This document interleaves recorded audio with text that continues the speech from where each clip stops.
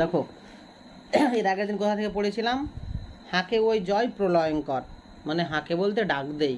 কে ডাক দিচ্ছে? জয় প্রলয়ঙ্কর। জয় প্রলয়ঙ্কর আসলে কে? ভারত মাতার বিপ্লবী সন্তান। কাদের ডাক দিচ্ছে? পরাধীন ভারতবাসীদের ডাক দিচ্ছে। কোথায় সামিল হতে বলছে? স্বাধীনতা আন্দোলনে সামিল হতে বলছে।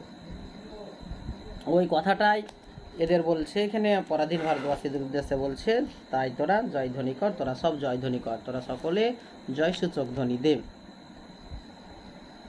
এবার পরে চলো সামনে গিয়ে চলো। মাভো মাভো, মাভো শব্দের অর্থ হচ্ছে ভয় করো না। লিখে নাও, মাভো শব্দের অর্থ হচ্ছে অভয় দান বা ভয় করো না। ভয় করো না বা অভয় দান, বুঝলে তো, সাহস দান, মানে ভয় করো না। জগৎ জুড়ে প্রলয় এবার ঘনিয়ে আসে। জগৎ জুড়ে প্রলয় এবার ঘনিয়ে আসে। তো দেখো এখানে জগৎ বলতে এখানে পুরো বিশ্বকে বোঝা, জগৎ মানে পুরো বিশ্ব, কিন্তু আমরা যেহেতু এখানে ভারতের কথাটা পড়ছি, তাহলে চারিদিকে স্বাধীনতা আন্দোলন এবার ঘনিয়ে এসছে, মানে জগৎ জুড়ে প্রলয় ঘনিয়ে এসছে। প্রলয় মানে ধ্বংস, ধ্বংসটা ঘনিয়ে এসছে, প্রলয় ঘনিয়ে এসছে। এই প্রলয় কারা করবে? ভারত মাতার বিপ্লবী সন্তানরা এই প্রলয়টা করবে। এই প্রলয়ে কাদের ধ্বংস হবে? ইংরেজদের ধ্বংস হবে। সেটা বলছে দেখো, ভয় করো না। কবি বলছে ভারত মাতার বিপ্লবী সন্তানদের, ভয় করো না, জগৎ জুড়ে প্রলয় এবার ঘনিয়ে আসে, মানে জগৎ জুড়ে প্রলয় এবার ঘনিয়ে এসেছে।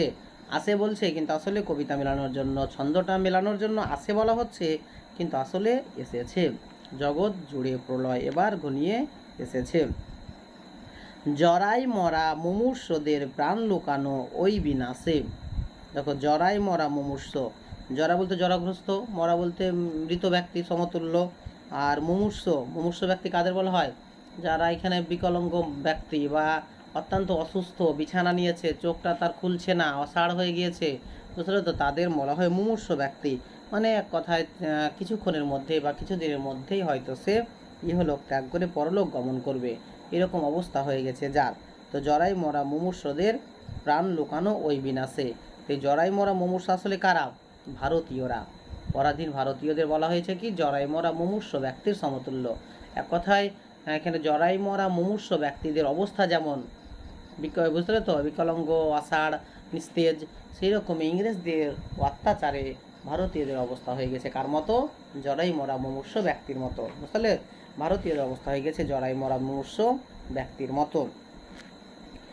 আর যেখানে প্রাণ লুকানো ওই বিনাশে, মানে প্রাণটা লুকানো, লুকিয়ে রয়েছে কোন বিনাশে? ওই যে এখানে জগৎ জুড়ে যে প্রলয় এসছে, সে প্রলয়ের বিনাশে, অর্থাৎ ইংরেজদের বিনাশে। ইংরেজ বা ইউরোপীয়দের যখন বিনাশ হবে, ভারত মাতার বিপ্লবী সন্তানরা যখন তাদের বিনাশ ঘটাবে বা তাদের ধ্বংস হবে, সেই ধ্বংসের মধ্যে ভারতীয়রা কী পাবে? প্রাণ ফিরে পাবে। ভারতীয়রা 200 বছরের শাসন এবং শোষণে তাদের অবস্থা যেন জরাই মরা মুমূর্ষ ব্যক্তির মতো, তারা যেন বিকলাঙ্গ হয়ে গিয়েছিল, মরার মতো অবস্থা হয়ে গিয়েছিল, তারা প্রাণ ফিরে পাবে ইংরেজদের বিনাশে। ভারত মাতার বিপ্লবী সন্তানরা ইংরেজদের বিনাশ ঘটাবে, সেই বিনাশে তারা প্রাণ ফিরে পাবে। এবার মহানিশার শেষে আসবে উষা, অরুণ হেসে করুণ বেশে। এই মহানিশা বলতে কি বোঝানো হয়েছে? এই মহানিশা বলতে 200 বছর ইংরেজ শাসন কাঠামোকে মহানিশার সঙ্গে তুলনা করা হয়েছে। অর্থাৎ ধরো, সূর্য অস্ত যাবার সঙ্গে সঙ্গে যে ঘোর অন্ধকার নেমে আসে, তারপরে অন্ধকারটা বা রাত্রিটা প্রত্যেক জীবজন্তুর কাছে, প্রত্যেক জীবের কাছে সেটা আতঙ্কের কারণ। রাত্রি হচ্ছে ভয়ের কারণ বা আতঙ্কের কারণ, বুঝলে তো, রাত্রি হচ্ছে ভয়ের কারণ বা আতঙ্কের কারণ।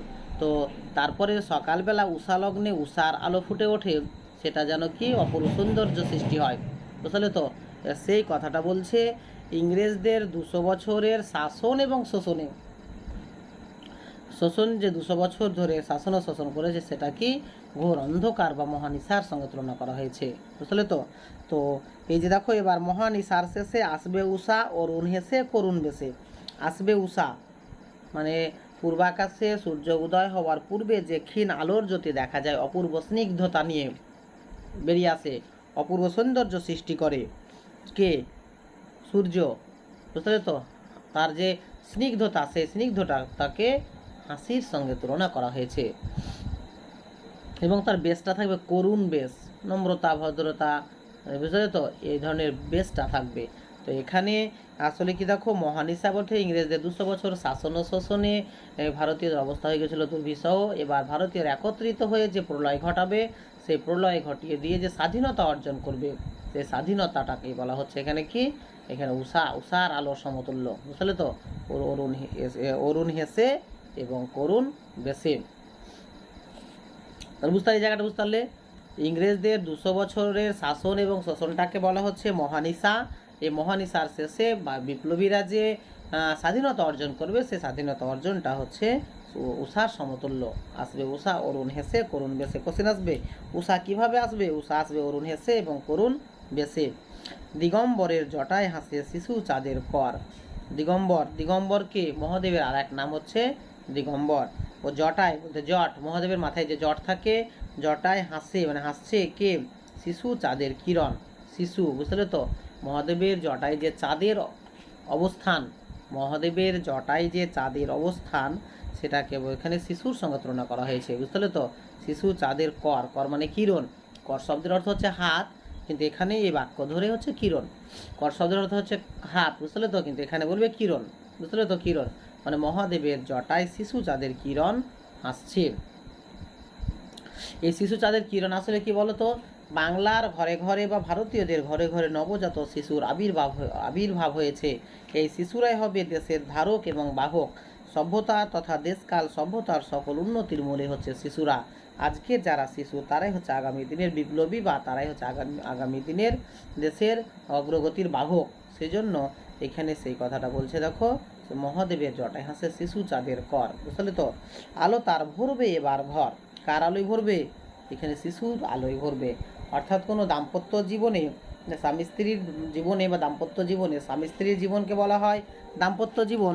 তো কোনো দাম্পত্য জীবনে যে নতুন সন্তানের যখন আবির্ভাব হয়, ঘরে যখন সন্তান আসে, তখন কি বলা হয় কি, যে আলোতে ঘর ভরে গিয়েছে, বুঝলে তো। সেই রকমই বাংলার ঘরে ঘরে আজকে নবজাত শিশুর আবির্ভাব হয়েছে। সে আবির্ভাবে তার শিশুর আলোতে যেন ঘর ভরে যাচ্ছে।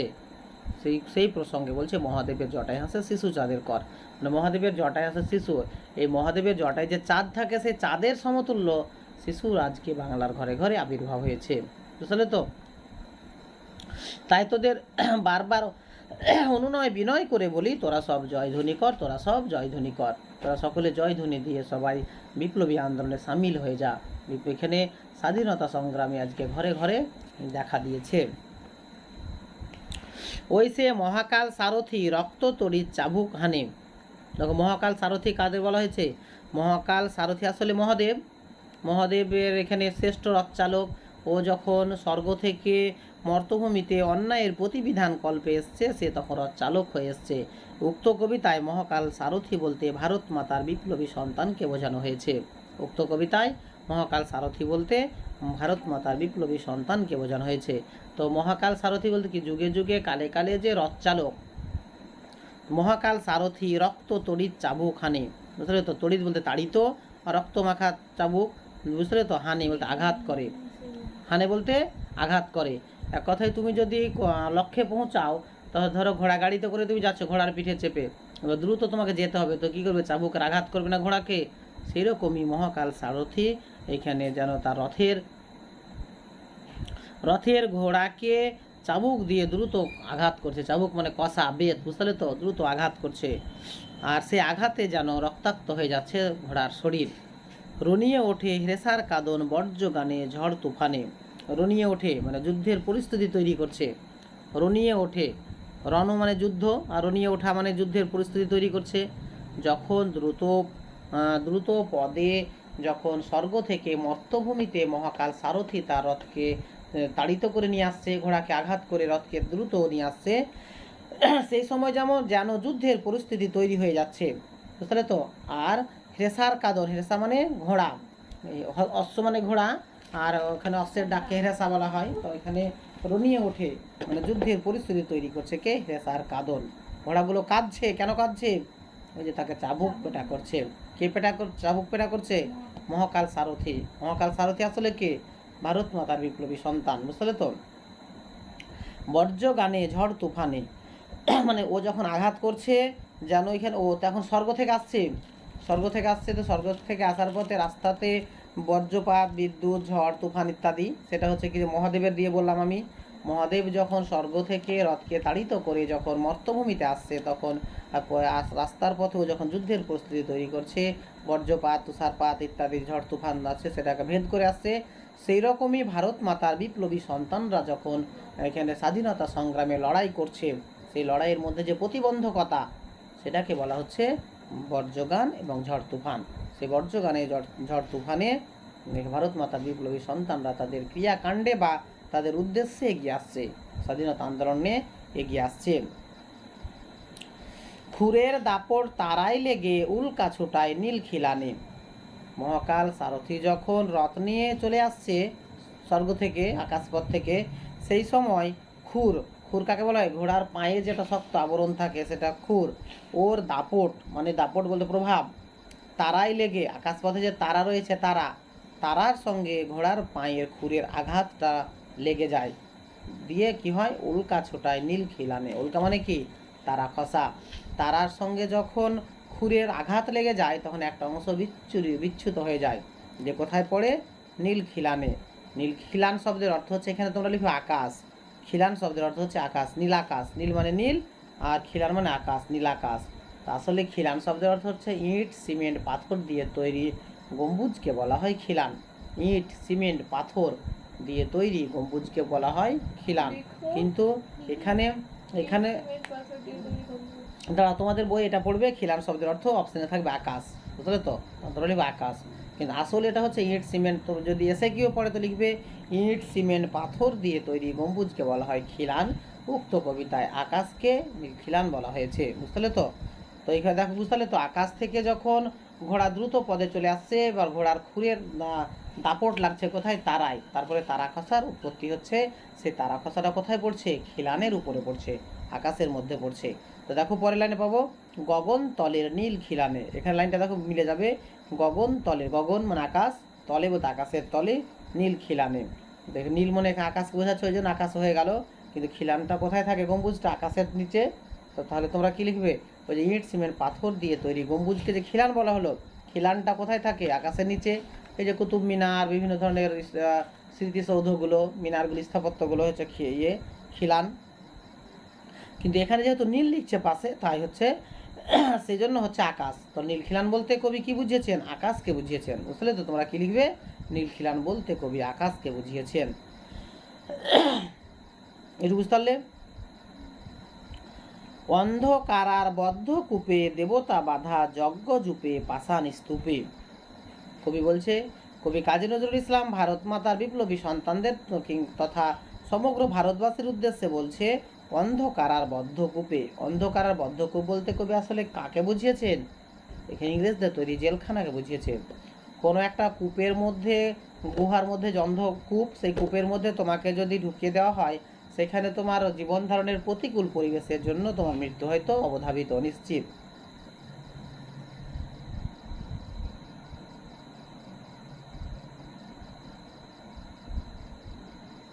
বুঝতে পারলে? তা মৃত্যুটা হয়তো তোমার নিশ্চিত। সেই রকমই ইংরেজদের তৈরি জেলখানাকে অন্ধকারাবদ্ধ কূপের সঙ্গে তুলনা করা হয়েছে।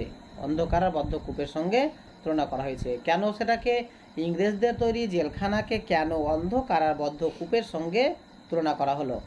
ইংরেজদের তৈরি জেলখানাকে কেন অন্ধকারাবদ্ধ কূপের সঙ্গে তুলনা করা হলো? অর্থাৎ ইংরেজরা পরাধীন ভারতবর্ষে ইংরেজরা দুটো জেলখানা গড়ে তুলেছিল। এক হচ্ছে কি যে আন্দামান নিকোবর দ্বীপপুঞ্জে সেলুলার জেল, আর দুই হচ্ছে বক্সার জেলখানা। এই দুই জেলখানাতে ইংরেজ বিরোধী কোনো মনোভাবনা যদি ভারতীয়দের ফুটে উঠতো ভাবনাতে, তাহলে তাদের সেখানে আটক করে রাখতো, ছোট্ট একটা পায়রার মতো ঘরে ঠেসাঠেসি করে সেখানে রাখতো, বুঝলে তো?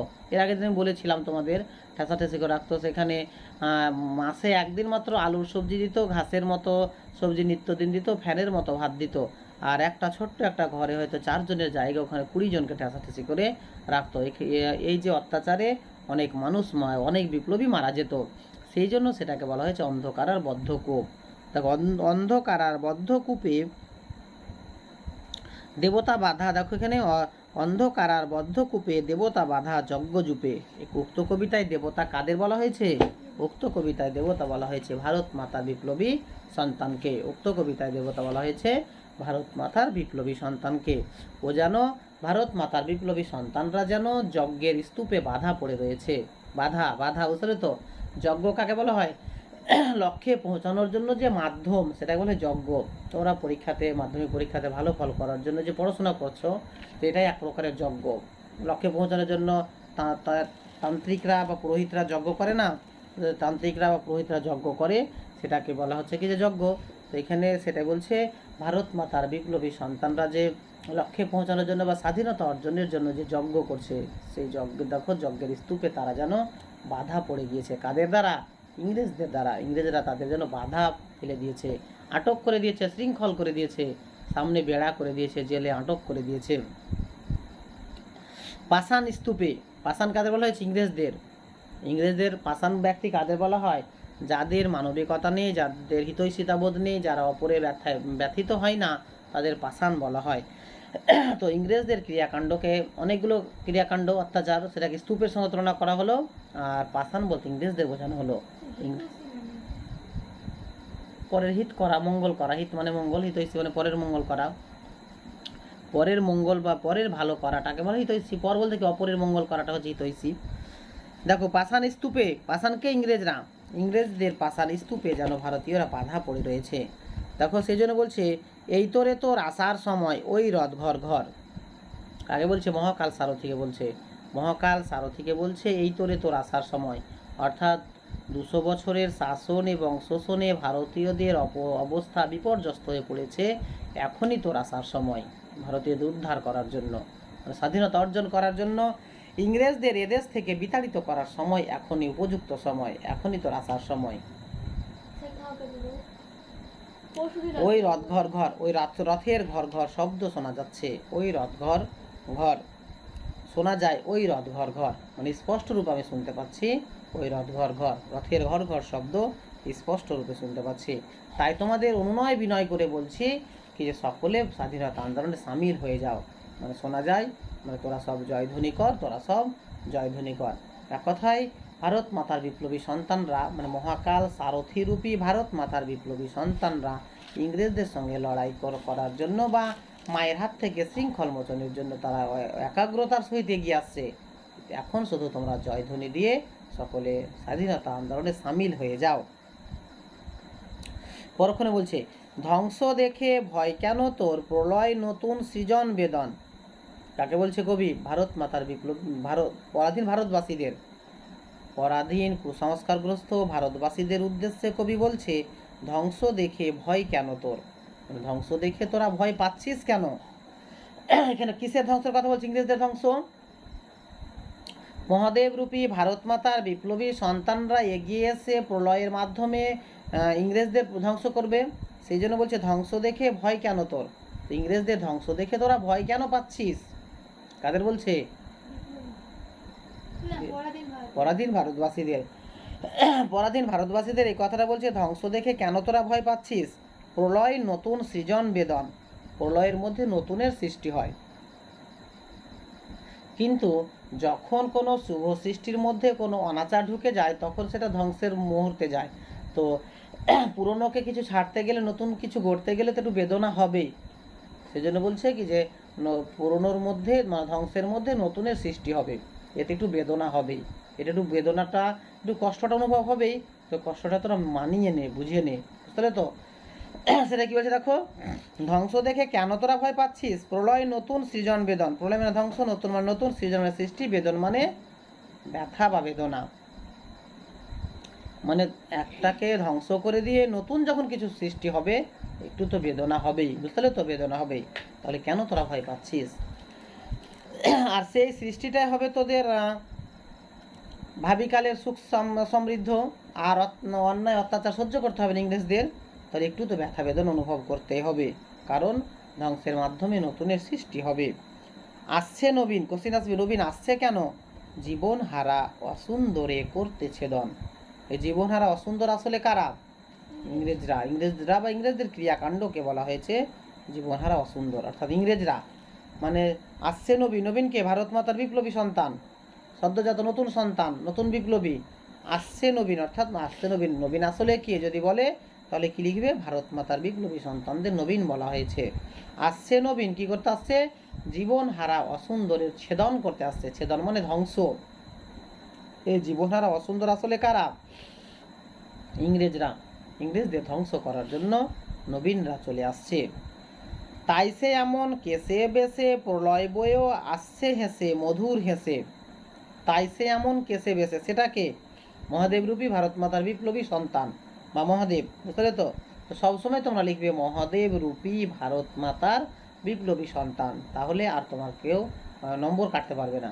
তুমি যদি সরাসরি বিপ্লবী বলে দাও তাহলে কোনো স্যারের মাথায় চলে আসলে এটা তো আসলে ভারত মাতার এখানে বিপ্লবী সন্তান। তুমি যদি মহাদেব বলে দাও, ধরো তুমি মহাদেব বলে দিলে, তখন অন্য স্যারের মাথায় হবে এটা তো ভারত মাতার বিপ্লবী সন্তান, তাহলে এটা তো খুব একটা হচ্ছে না। মহাদেব তো বিশেষণে বিশেষিত করেছে, এটা ভাববে। কিন্তু যখন তুমি লিখবে মহাদেব রূপী ভারত মাতার বিপ্লবী সন্তান, তখন কোনো স্যার তোমার অ্যান্সারে আর এখানে হাত দিতে পারবে না। সেটা বলছে দেখো, তাই সে এমন কেসে বেসে। তাই সে বলতে কে? মহাদেবরূপী ভারত মাতার বিপ্লবী সন্তান। এমন কেস, ওই যেমন চুল, ওই যে পিতবর্ণ চুল, ঝামরবর্ণ চুল, পিঙ্গল রঙের চুল, জটা, বেশ বেশ মানে সাজসজ্জা, এই যে ভয়ঙ্করের বেশে আসলো, মহাকাল সারথী রূপে আসলো। প্রলয় বয়েও আসছে হেসে, ও সাথে প্রলয়কে বহন করে নিয়ে আসছে। মহাদেব সাথে প্রলয়কে বহন করে নিয়ে আসছে। এই প্রলয় কাদের প্রলয় হবে? ইংরেজদের। তবুও সে হাসছে, তার মুখে হাসি। কেমন হাসি? আবার যেমন তেমন হাসি নয়, মধুর হাসি। মধুর হাসি নিয়ে সে আসছে। তাহলে তার মুখে মধুর হাসি কেন? কারণ তার বিশ্বাস অসুন্দরকে ধ্বংস করে সুন্দরের প্রতিষ্ঠা করতে পারবেই, বা ইংরেজদের ধ্বংস করে স্বাধীনতা অর্জন করতে পারবেই, তাই তার মুখে মধুর হাসি। ভেঙে আবার গড়তে জানে সে চির সুন্দর, মানে ভাঙবে ভেঙে আবার নতুন করে গড়ে তুলতে পারে। কার কথা বলা হয়েছে? মহাদেবের কথা। মহাদেবের কাজই হচ্ছে ভাঙা গড়ায় লিপ্ত থাকা। মহাদেব তো আসলে সৃষ্টিকর্তা, ওর কাজই হচ্ছে ভাঙা গড়ার খেলায় লিপ্ত থাকা। যেখানে সে অন্যায় দেখেছে সেটাকে ভেঙে ফেলেছে, ভেঙে ফেলে শুভ শক্তির নতুন করে জাগরণ ঘটিয়েছে। তাহলে সেটাই বলছে, মহাদেবরূপী ভারত মাতার বিপ্লবী সন্তানরা ইংরেজদের ভেঙে দিবে, ভেঙে দিয়ে নতুন করে আদর্শ দেশ গড়বে। ভেঙে আবার গড়তে জানে সে চিরসুন্দর। কে গড়তে জানে? সেটাকে মহাদেব। তো মহাদেব আসলে কে? ভারত মাতার বিপ্লবী সন্তান। তোরা সব জয়ধ্বনি কর, তোরা সব জয়ধ্বনি কর, তোরা সব জয়ধ্বনি কর, তোরা সব জয়ধ্বনি কর। ওই ভাঙা গড়া খেলা যে তার কিসের তবে ডর। কবি পরাধীন ভারতবাসীর উদ্দেশ্যে বলছে, মহাদেবের কাজই হচ্ছে ভাঙা গড়ার খেলা। ও যেখানে অন্যায় দেখেছে সেখানেই তার পরাক্রম নিয়ে গিয়ে তাকে ভেঙে ফেলেছে, ভেঙে ফেলে নতুন করে সৃষ্টি করেছে। তার কাজই হচ্ছে ভাঙা গড়ার খেলা। তবে কেন তোরা ভয় পাচ্ছিস? কিসের তবে ডর? মানে ও এসে ভাঙবে, ইংরেজ শাসন কাঠামোকে ভাঙবে, ভেঙে আদর্শ দেশ গড়বে, স্বাধীনতা অর্জন করবে। তাহলে কেন তোরা ভয় পাচ্ছিস? কেন তার রূপ দেখে, ভয়ঙ্কর রূপ দেখে, কেন তার পিতবর্ণ কেস দেখে কেন তোরা ভয় পেয়ে যাচ্ছিস? কেন তার চিৎকার শুনে ভয় পেয়ে যাচ্ছিস? ওই যেখানে অট্টরোলের হট্টগোলে বললো না, কেন তাহলে তার চিৎকার দেখে তোরা ভয় পেয়ে যাচ্ছিস? কাদের বলছে? পরাধীন ভারতবাসীদের। তোরা সব জয় ধ্বনি কর। তোরা একটাই কথা বলি, তোরা সকলে জয় সূচক ধ্বনি দে, জয় জয় ধ্বনি দে, আর তাকে সহযোগিতার জন্য এগিয়ে আয়। বধুরা প্রদীপ তুলে ধর। বাংলার বধূদের উদ্দেশ্যে কবি কাজী নজরুল ইসলাম বলছে, তোমরা প্রদীপ তুলে ধরো। বধুরা, বাংলার ঘরে ঘরে বধুরা প্রদীপ, বরণ ডালা। প্রদীপ বলতে আসলে কি? বরণ ডালা। বরণ ডালা তুলে ধর। কাকে বরণ করে নেবার জন্য? ভারত মাতার বিপ্লবী সন্তানদের বরণ করে নেবার জন্য এখানে প্রদীপ তুলে ধর। বুঝলে তো? হিন্দু সংস্কার মতে নতুন এখানে বউ যখন ঘরে ওঠে তখন বরণ ডালা দিয়ে তাকে বরণ করে নেয় না, বা নতুন জামাই যখন যায় তখন এখানে তাকে বরণ করে নেয়। সেরকমই ইংরেজদের প্রতিবিধান কল্পে মহাদেব রূপী ভারত মাতার বিপ্লবী সন্তানের আবির্ভাব হয়ে যাচ্ছে। তাদেরকে বরণ করে নেবার জন্য কবি কাজী নজরুল ইসলাম বধূদের প্রদীপ তুলে ধরতে বলেছেন। কাল ভয়ঙ্করের বেশে এবার ওই আসে সুন্দর, মানে কাল ভয়ঙ্করের বেশে। কাল ভয়ঙ্কর আসলে কে? ভারত মাতার বিপ্লবী সন্তান। দেখতে কাল ভয়ঙ্কর বা মহাদেব, বুঝলে তো? মহাদেব বা ভারত মাতার বিপ্লবী সন্তান দেখতে ভয়ঙ্কর, কিন্তু আসলে সুন্দর। কেন সুন্দর? কারণ ওর হাতে সুন্দর ঘটবে, ওর হাতে আদর্শ দেশ গড়বে। অসুন্দর ধ্বংস হয়ে যাবে, সুন্দরে প্রতিষ্ঠা হবে। তাই বলছে সে কাল ভয়ঙ্করের বেশে ওই আসে সুন্দর। কোশ্চেন আসবে, কাল ভয়ঙ্করের বেশে কে আসে? সুন্দর আসে, বুঝলে তো? সুন্দর কিভাবে আসে? কাল ভয়ঙ্করের বেশে। তাই তোদের বারবার বলি, তোরা সব জয়ধ্বনি কর, তোরা সব জয়ধ্বনি কর। পরাধীন কুসংস্কারগ্রস্ত ভারতবাসীর উদ্দেশ্যে কবি এই কথাটা বলছে, তোদের অনুনয় বিনয় করে বলি, তোরা জয়সূচক ধ্বনি দিয়ে তোরা সামিল হয়ে যা স্বাধীনতা আন্দোলনে, তোরা সব জয়ধ্বনি কর। এই ধোয়া বাক্যটি কবিতায় কতবার ব্যবহৃত হয়েছে? 19 বার। 9 বার আছে জোড়া জোড়া, আর একবার দেখো এই যে তোরা সব জয়ধ্বনি কর, শেষে 19 বার ব্যবহৃত হয়েছে। এই ছিল আমাদের কবিতা। কোথাও কোনো অসুবিধা হলো কোনো জায়গা তোমাদের? এমনি খুবই সহজ আছে, বাড়িতে একটু পড়বে ভালো করে, খেয়াল করে দেখবে কি যে পেরে যাবে।